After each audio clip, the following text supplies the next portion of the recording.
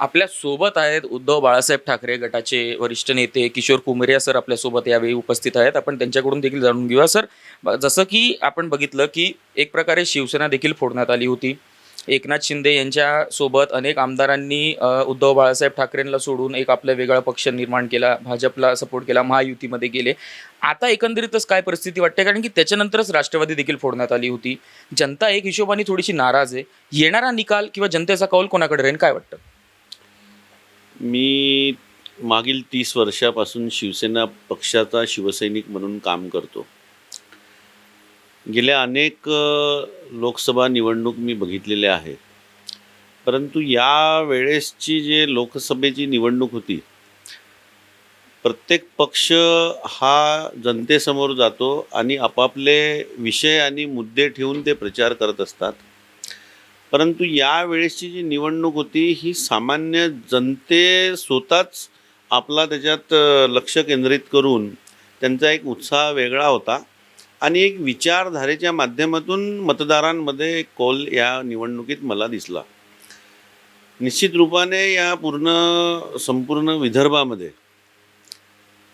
जे या महाराष्ट्रामध्ये मागील काही काळामध्ये ज्या प्रकारे महाराष्ट्राचं राजकारण घडलं, म्हणजे शिवसेना पक्षाचे 2 तुकडे करण्यात आले.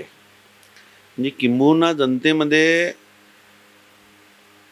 जो दुसरा गट झाला शिंदे साहेबाचा, ते स्वतःहून न जाऊन त्यांना फोडण्यात आलं अशा प्रकारचं संपूर्ण जनतेला माहिती आहे. त्याचप्रकारे राष्ट्रवादीचे जे 2 भाग झाले ते पण पक्ष फोडण्यात आला.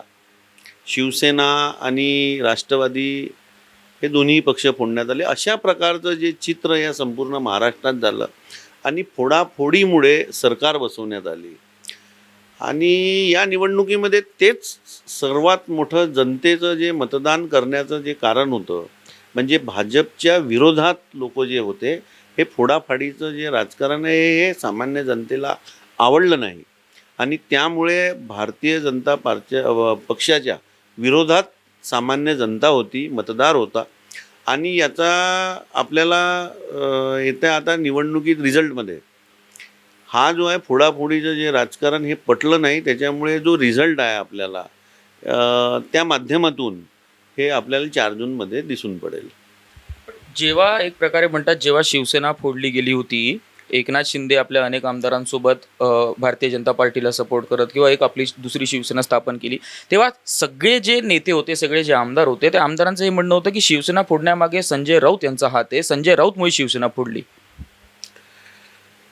याच्यामध्ये असं आहे की मी आताच आपल्या आताच सांगितलं की निवडणुकीमध्ये विकास मुद्दे किंवा विविध मुद्दे किंवा कधी धर्माचा मुद्दा, जातीचा मुद्दा, रोजगाराचा मुद्दा हा वेगळा वेगळा येत असतो.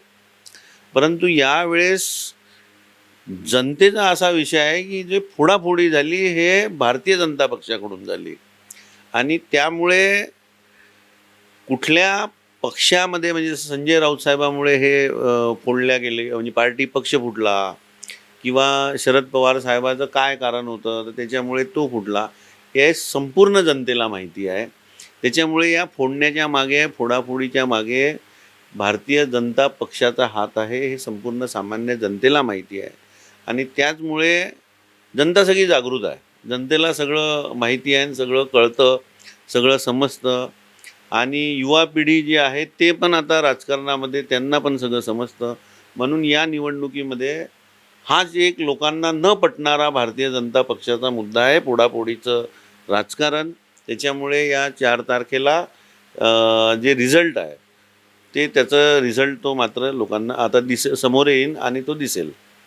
नक्कीच. जसं की आपण पाहिलं की हे जे फोडाफाडीचं जे राजकारण आहे हे जनतेला पटलेलं नाही आहे असं देखील सांगण्यात आलेलं आहे. असं सगळ्यांचंच म्हणणं आहे, जनतेचं पण मत आहे की फोडाफाडीचं राजकारण जे ते आम्हाला पटलेलं नाही आहे. आणि येत्या 4 जूनला नेमकं मायबाप जनता ही कोणाला मत देणार, कोणाला निवडून येणार, हे पाहणं खरंच महत्त्वाचं ठरणार आहे. 4 जूनला मात्र हा निकाल देशोन्नतीवरती 24 तास लाईव्ह आपल्याला पाहायला भेटणार आहे. जनता ही कोणाला मत देणार, भारतीय जनता पार्टी निवडून येणार, महाविकास आघाडीची सरकार येणार का महायुतीची सरकार येणार, पाहणं महत्त्वाचं ठरणार आहे. कॅमेरामॅन सम्राट गुटेकर सोबत धवल गोलप, देशोन्नती, नागपूर.